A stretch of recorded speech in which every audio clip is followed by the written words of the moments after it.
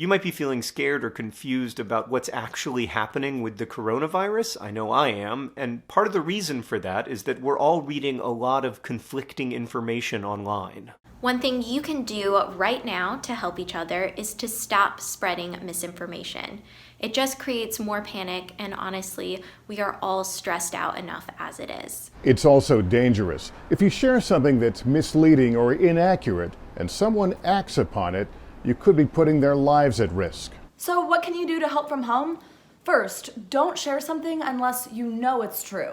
If you get emotional reading or watching something, that's actually a very good indicator that you should take a minute and do some checking before sharing it. It takes 20 seconds to properly wash your hands. So please take those same 20 seconds and stop and fact check something before hitting that share button. If you see someone commenting or sharing something that looks weird, say something. Ask them how they know it's accurate and where did they get the information. So you might be thinking, okay, well, that sounds great, but how can I tell the difference between what's real and what's fake?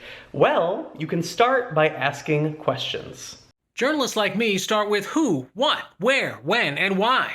It's not rocket science. Think about who posted this. What motivations might they have? Check out their profile. Is there a blue check mark there? That means that they are a verified account on the platform. But even that doesn't mean that they are an authority on coronavirus. So be skeptical. Why should you trust them? Best thing you can do is open up a new tab on mobile or desktop and search for their name and see what you can find. Are there any red flags in the search results? Look through a few pages of results. That's what journalists and fact checkers do, and it is very effective.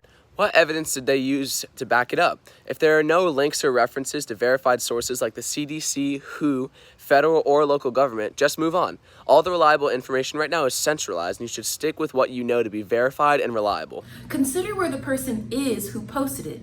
The best information about your community is going to come from local sources. This is super important right now. When was the information posted or updated? New info is coming in daily, sometimes hourly right now. So look for timestamps. Look for dates and times on everything you read. Remember, what might have been true when it was originally posted, even if it was just 3 days ago, might be outdated now. Why? This is everything. Think about why this person might be posting this content. Are they a trusted, well-informed official source, or do they have negative motivations, trying to get the info out before others to go viral? It's important to put yourself in that person's shoes to detect any potential bias.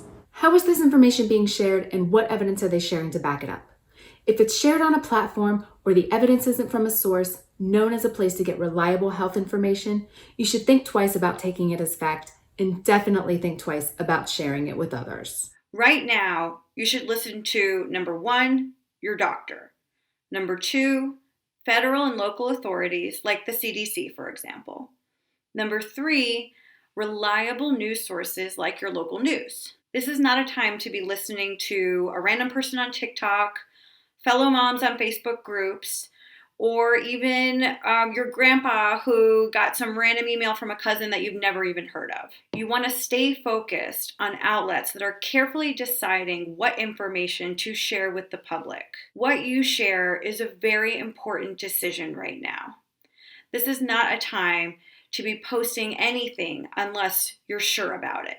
If you want to help someone during this incredibly difficult time, you can start right now. Stop spreading misinformation. Stop spreading misinformation. Stop spreading misinformation.